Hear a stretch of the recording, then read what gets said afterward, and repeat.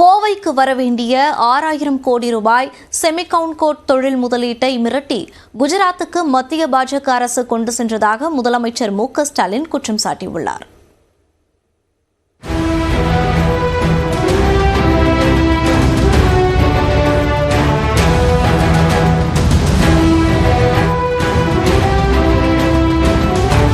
கோவை செட்டிப்பாளையத்தில் கரூர் காங்கிரஸ் வேட்பாளர் ஜோதிமணி, பொள்ளாச்சி திமுக வேட்பாளர் ஈஸ்வரசாமி, கோவை திமுக வேட்பாளர் கணபதி ராஜ்குமார் ஆகியோரை ஆதரித்து நடைபெற்ற தேர்தல் பொதுக்கூட்டத்தில் முதலமைச்சர் மு.க. ஸ்டாலின், காங்கிரஸ் முன்னாள் தலைவர் ராகுல் காந்தி ஒரே மேடையில் பங்கேற்றனர்.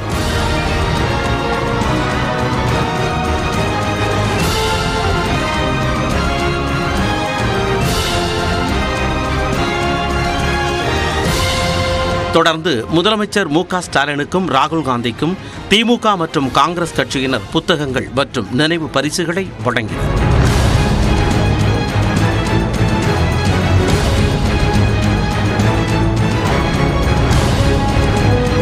தொடர்ந்து உரையை தொடங்கிய முதல்வர் மு.க. ஸ்டாலின் 2024ஆம் ஆண்டு மக்களவை தேர்தலின் ஹீரோ காங்கிரஸ் தேர்தல் அறிக்கைதான் என்று புகழாரம் சூட்டினார். மேலும் ராகுல் காந்தி வருக, புதிய இந்தியாவுக்கு விடியல் தருக எனவும் அறைகூவல் விடுத்தார். நம்ம ஸ்டைல்ல வரவேற்கணும்னா ராகுல் அவர்களே வருக, புதிய இந்தியாவுக்கு விடியல் தருக. பிரதர் ராகுல் அவர்களே வருக, புதிய இந்தியாவுக்கு விடியல் தருக. கோவைக்கு வரவிருந்த 6000 கோடி ரூபாய் முதலீட்டை மிரட்டி குஜராத்திற்கு மத்திய பாஜக அரசு கொண்டு சென்றதாகவும் முதலமைச்சர் மு.க. ஸ்டாலின் பகிரங்க குற்றச்சாட்டை முன்வைத்தார். தமிழ்நாட்டை சார்ந்த ஒரு மிகப்பெரிய தொழில் நிறுவனம் 6500 கோடி ரூபாய் முதலீட்டில் கோவையை சேர்ந்த பல்லாயிரம் பேருக்கு வேலைவாய்ப்பு அளிக்கக்கூடிய முதலீட்டை மேற்கொள்ள முடிவாச்சு. தமிழ்நாடு அரசு கூட இதுக்கான எல்லா பேச்சுவார்த்தைகளையும் முடிச்சு வச்சிருந்தோம். ஆனால் அவங்களை மிரட்டி அந்த தொழில் திட்டத்தை குஜராத்துக்கு மாற்றிட்டாங்க. கோவையின் மீதான பாஜகவின் பாசம் போலியானது என்றும் முதலமைச்சர் மு.க. ஸ்டாலின் சாடினார். பிரதமர் இங்கே வந்து இட்லி பிடிக்கும், பொங்கல் பிடிக்கும், தமிழ் பிடிக்கும்னு பேசுகிற போலி முகமுடி மொத்தமாக இப்போ கிழிஞ்சு தொங்கிடுச்சு.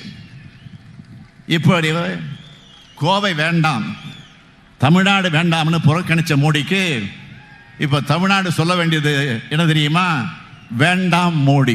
யார் உண்மையான எதிரி என்று தெரியாமலும் எதற்காக தேர்தலில் நிற்கிறோம் என்ற தெளிவே இல்லாமலும் எடப்பாடி பழனிசாமி இருப்பதாகவும் மு.க. ஸ்டாலின் விமர்சித்தார். தன்னை சுற்றி அத்தனை பேரையும் முதுகலை குத்தன பழனிசாமி பாஜகவோட கூட்டணியை முறிஞ்சிடுச்சுன்னு சொன்னார்.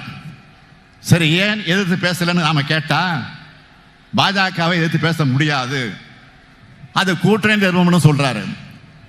இப்படிப்பட்டவங்களை பற்றி நம்ம என்ன பேசுறது? ஒரே வரியில் சொல்லணும்னா இது சிம்பிளி வேஸ்ட்.